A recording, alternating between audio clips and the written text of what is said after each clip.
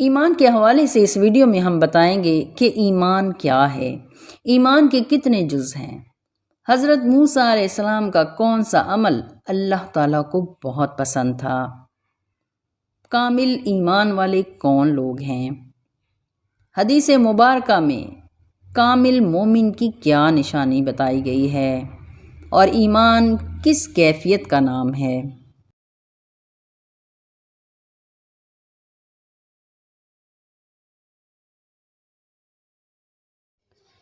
بسم اللہ الرحمن الرحیم، صلی اللہ تعالی علی حبیبہ محمد وآلہ وسلم۔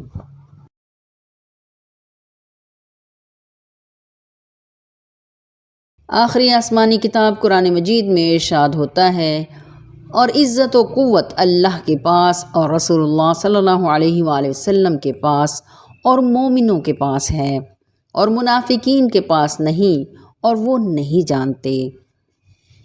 اس آیت مبارکہ کے مطابق جب کسی مومن کا حضور پاک صلی اللہ علیہ وآلہ وسلم کے ساتھ تعلق قائم ہو جاتا ہے تو در حقیقت اس کا اللہ کے ساتھ تعلق قائم ہو جاتا ہے، اور اس کے اندر ایمان کی ایسی طاقت پیدا ہو جاتی ہے کہ اس ایمانی طاقت، ایمانی قوت کے سامنے کوئی باطل قوت نہیں ٹھہر سکتی۔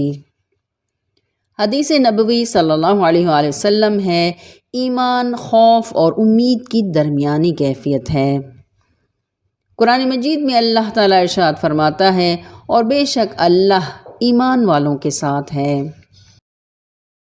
تاریخ کے اوراق میں دیکھیں تو حضرت سعد بن ابی وقاص رضی اللہ عنہ جب مدائن کو فتح کرنے کے لیے اپنی فوج کے ہمراہ مدائن کے قریب پہنچے تو دیکھا کہ آگے دریائے دجلہ زور و شور اور طغیانی کے ساتھ بہہ رہا ہے۔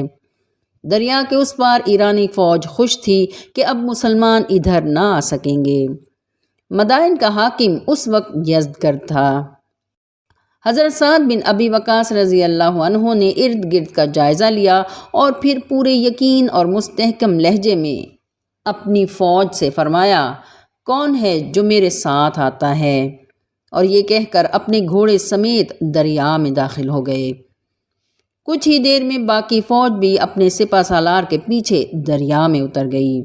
جب مسلمانوں کا سارا لشکر دریا پار کر کے دوسرے کنارے پر پہنچا تو کمانڈر حضرت سعد بن ابی وقاص کو بتایا گیا کہ دریا عبور کرنے کے دوران صرف ایک برتن گم ہوا ہے۔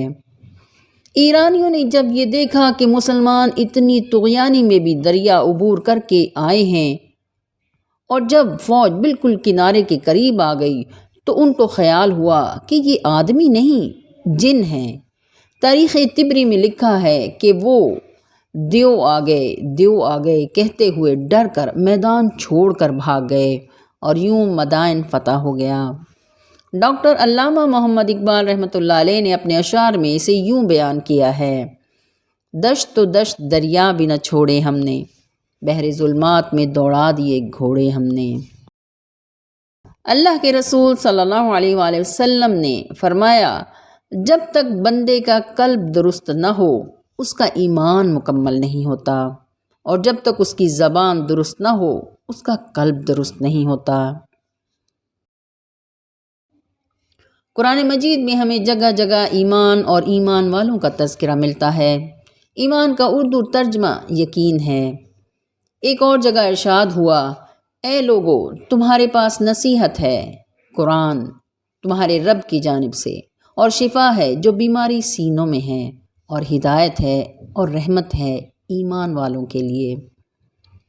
حضرت علی کرم اللہ وجہ الکریم کا فرمان ہے، اپنی سوچوں کو پانی کے قطروں سے زیادہ شفاف بناؤ، کیونکہ جس طرح قطروں سے دریا بنتا ہے اسی طرح سوچوں سے ایمان بنتا ہے۔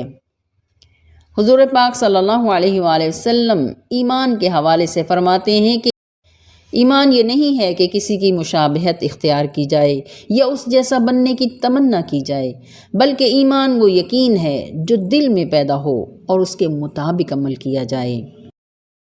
سلسلہ عظیمیہ کے سربراہ الشیخ خواجہ شمس الدین عظیمی صاحب فرماتے ہیں کہ روحانی نقطہ نظر سے اگر بندے کے اندر باطنی نگاہ متحرک نہیں ہوتی تو وہ ایمان کے دائرے میں داخل نہیں ہوتا۔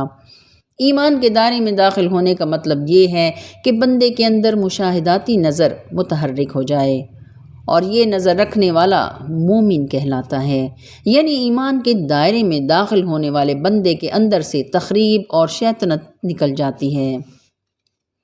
حضرت موسیٰ علیہ السلام کوہ طور پر جب ہوش میں آئے تو اللہ کی بارگاہ میں عرض کیا، بے شک تیری ذات پاک ہے، میں تیری طرف رجوع کرتا ہوں اور میں سب سے پہلا ایمان لانے والا ہوں۔ ایمان کے لغوی معنی کسی بات کو دل و جان سے تصدیق کرنے اور اس کے بارے میں یقین محکم رکھنے کے ہیں۔ حقیقت میں ایمان یہ ہے کہ بندے کے تمام اوصاف اللہ کی طلب، جستجو اور اس کی رضا جوئی میں لگے ہوئے ہوں۔ جہاں پر ایمان ہوتا ہے برے اوصاف وہاں سے جدا ہو جاتے ہیں۔ اللہ کی بارگاہ میں مقبولیت اور قرب کے لیے ایمان بنیادی شے ہے۔ ایمان کے بغیر بندے کی کوئی بھی عبادت، کوئی عمل اور کوئی بڑی سے بڑی جانی و مالی قربانی بھی قبول نہیں ہوتی۔ سب سے پہلی منزل یا پہلا مرحلہ ایمان لانا ہے۔ قرآن مجید میں اللہ تعالیٰ ارشاد فرماتا ہے، یہ وہ کتاب ہے جس میں کوئی شک نہیں ہے، یہ ہدایت ہے متقین کے لیے، وہ لوگ جو ایمان لاتے ہیں غیب پر اور نماز قائم کرتے ہیں اور ہمارے دیے ہوئے رزق میں سے خرچ کرتے ہیں۔ اس کا صاف مطلب یہ ہے کہ سب سے پہلی شرط غیب پر ایمان لانا ہے، اس لیے کہ اللہ تعالیٰ سے قربت غیب کی دنیا میں داخل ہوئے بغیر ممکن ہی نہیں ہے۔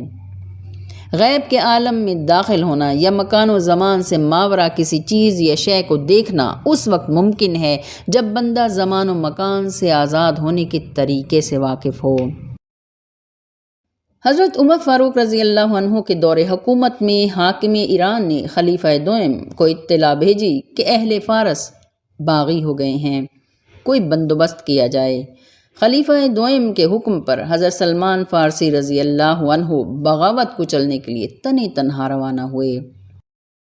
حضرت سلمان فارسی رضی اللہ عنہ کی عمر اس وقت 90 برس تھی، پانی کا کوزہ اور کھجوریں پاس تھیں۔ ایران پہنچ کر اسلامی فوج کا معائنہ کیا اور صرف 25 یا 29 جوان منتخب کر کے باغیوں کی فوج کی طرف روانہ ہوئے۔ آپ نے اپنے آدمی ایک ایک کر کے اس طرح جھاڑیوں میں چھپا دیے کہ دفاع کی لائن کافی لمبی ہو گئی۔ جب دشمن کا لشکر سامنے آیا تو انہوں نے تیر اندازی شروع کر دی۔ باغی لشکر نے دیکھا کہ دور دور سے تیر آ رہے ہیں، شاید بہت بڑی فوج ہے، وہ گھبرا گئے۔ حالات کا جائزہ لینے کے لیے ان کا سردار گھوڑے پر سوار ہو کر آگے آیا۔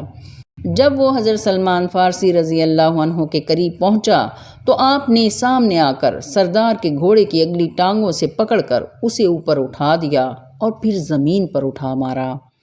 یہ دیکھ کر ایرانی لشکر خوف زدہ ہو کر بھاگ گیا۔ حضرت سید محمد ذوقی شاہ رحمۃ اللہ علیہ فرماتے ہیں کہ شیطان ہر وقت انسان کی گھات میں لگا رہتا ہے لیکن عالم باللہ کو گمراہ نہیں کر سکتا۔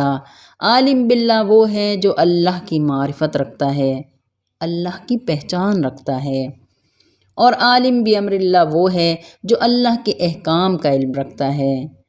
عالم بامر اللہ یعنی علماء ظاہر علم بامر اللہ سے واقف ہیں، لیکن عالم باللہ یعنی علماء باطن علم باللہ سے واقف ہیں۔ علماء باطن یا عالم باللہ کو امر ربی کا علم انبیاء کرام سے منتقل ہوتا ہے۔ حدیث قدسی ہے، اللہ تعالیٰ فرماتا ہے کہ میں اپنے بندے کے گمان کے ساتھ ہوں۔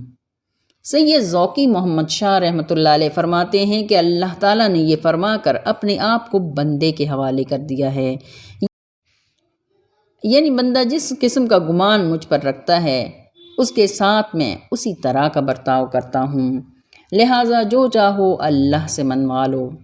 مولانا روم رحمۃ اللہ علیہ فرماتے ہیں کہ ایک بار حضرت موسیٰ علیہ السلام کوہ طور کی سمت جا رہے تھے، راستے میں ایک چرواہے کو دیکھا جس کا ریوڑ ادھر ادھر گھاس پر منہ مار رہا تھا، اور چرواہا خود ایک سایہ دار درخت کے نیچے گرد و پیش سے بے نیاز بیٹھا اپنے اللہ سے باتیں کیے جا رہا تھا۔ اے اللہ، تو مجھے مل جائے تو میں تیرے بالوں میں تیل ڈالوں، کنگھی کروں، جوئیں نکالوں، تجھے نہلاؤں دھلاؤں، تجھے اچھے اچھے کپڑے پہناؤں۔ یہ سب سن کر حضرت موسیٰ علیہ السلام نے اسے ٹوکا اور سمجھایا کہ ذات باری تعالیٰ سے اس طرح کی گستاخی نہیں کرتے، لہٰذا آئندہ محتاط رہنا۔ چرواہا بیچارہ بہت شرمسار ہوا۔ اس کے بعد حضرت موسیٰ علیہ السلام کوہ طور پر پہنچے تو اللہ نے ناپسندیدگی کا اظہار کیا اور فرمایا، تو بندوں کو ہم سے ملانے کے لیے آیا ہے، جدا کرنے کے لیے نہیں آیا۔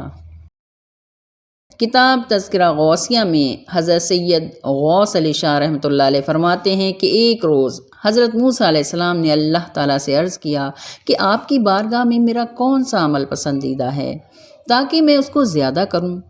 اللہ نے فرمایا، تمہارا یہ عمل ہمیں بہت پسند آتا تھا کہ جب بچپن میں تمہاری ماں تمہیں مارا کرتی تھی تو تم مار کھا کر بھی اسی کی طرف دوڑتے تھے۔ حضرت صلی اللہ علیہ وآلہ وسلم کا فرمان ہے، ایمان کے 2 جز ہیں، ایک جز صبر ہے اور دوسرا جز شکر ہے، اور صبر کو ایمان سے وہ نسبت ہے جو کہ سر کو جسم کے ساتھ ہے۔ مولا علی کرم اللہ وجہ الکریم نے صبر کو ایمان کا جزو اعظم قرار دیا ہے، بلکہ اس ایمان کو ناقص قرار دیا ہے جس میں صبر نہیں ہے۔ صبر پیغمبروں کی صفت ہے۔ ایمان کا دوسرا جز شکر ہے۔ شکر کے لغوی معنی احسان مند ہونے کے ہیں، زبان سے، دل سے، عمل سے احسان مند ہونے کے۔ قرآن مجید میں ارشاد ہوتا ہے، لَإِن شَكَرْتُمْ لَأَزِيدَنَّكُمْ، اگر تم شکر کرو گے تو میں تمہیں اور زیادہ دوں گا۔ شکر گزاری ایسا ہنر ہے کہ اسے سیکھ کر اور اس پر عمل کر کے پرسکون زندگی کے ساتھ ساتھ کامیابی کی طرف قدم بڑھ جاتے ہیں۔ شکر گزار بننے کے لیے حال میں جینا اور حال سے مطمئن ہونا اہم قدم ہے۔ حضرت صلی اللہ علیہ وآلہ وسلم نے فرمایا، جو لوگوں کا شکر گزار نہیں وہ اللہ کا بھی شکر گزار نہیں۔ حضرت صلی اللہ علیہ وآلہ وسلم کا فرمان، لا یؤمن احدکم حتی اکون احب الیہ من والدہ وولدہ والناس اجمعین، یعنی تم میں سے کوئی شخص اس وقت تک کامل مومن نہیں ہو سکتا جب تک میں محمد صلی اللہ علیہ وآلہ وسلم اسے محبوب تر نہ ہو جاؤں، اس کے ماں باپ، اولاد سے اور تمام انسانوں سے بھی۔ کامل ایمان کے حوالے سے حضرت صلی اللہ علیہ وآلہ وسلم کی یہ حدیث مبارک ہر مومن کے لیے سند ہے۔ اللہ تعالی ہم سب کو کامل ایمان کی دولت عطا فرمائے، آمین یا رب العالمین، آمین۔